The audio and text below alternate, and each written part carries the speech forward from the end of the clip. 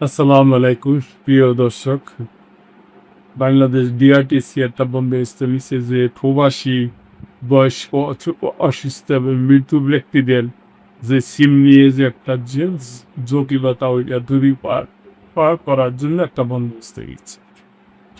সিম নিয়ে বড় সিদ্ধান্ত, বিটিআরসি বদলে যাচ্ছে নিয়ম। নিজস্ব প্রতিবেদন, প্রবাসী বয়স্ক বা অসুস্থ ব্যক্তি এবং মৃত গ্রাহকদের সিম সংক্রান্ত জটিলতা দূর করতে বিশেষ পদ্ধতিতে সিম ইস্যুর সিদ্ধান্ত নিয়েছে বাংলাদেশ টেলিযোগাযোগ নিয়ন্ত্রণ কমিশন বিটিআরস। দীর্ঘদিন ধরে বিদেশে অবস্থানরত গ্রাহকদের সিম পুনরুদ্ধার, বায়োমেট্রিক সমস্যার কারণে সিম রি ইস্যু এবং মৃত ব্যক্তির সিম বৈধ উত্তরাধিকারের নামে হস্তান্তর নিয়ে নানা ভোগান্তি ছিল। নতুন সিদ্ধান্তে এসব ক্ষেত্রে নির্ধারিত নথিপত্রের মাধ্যমে বিশেষ প্রক্রিয়ায় সেবা পাওয়া যাবে।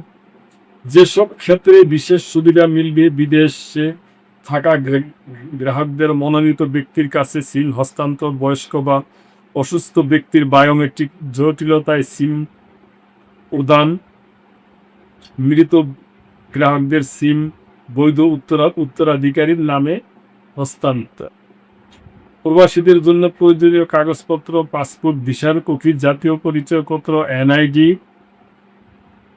এনআইডি ও গ্রহণকারী পরিচয়পত্র, কর্মসংস্থানের অনুমতির পত্র প্রযোজ্য ক্ষেত্রে। বায়োমেট্রিক সমস্যার ক্ষেত্রে জাতীয় পরিচয়পত্র ও মেডিকেল বোর্ডের প্রত্যয়নপত্রের ভিত্তিতে বিশেষ ব্যবস্থায় সিম ইস্যু করা যায়। মৃত গ্রাহকদের সিম হস্তান্তরে লাগবে মৃত ব্যক্তির এনআইডি, মৃত সনদ, ওয়ারিশনামার, উত্তরাধিকার পরিচয়পত্র। বিটিআরসি জানিয়েছে, গত 1 বছরে এ ধরনের 88টি আবেদন অনুমোদন করা হয়েছে।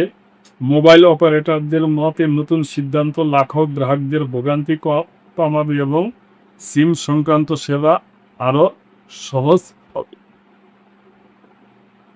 তো প্রিয় দর্শক, এটা একটা ভালো উদ্যোগ আমি মনে করি। এটা করলে অবশ্যই ভালো হবে। আপনি যদি এ ব্যাপারে কোনো মন্তব্য থাকে এটা অবশ্যই করবেন এবং সাবস্ক্রাইব করে চ্যানেলটি পাশে আল্লাহ।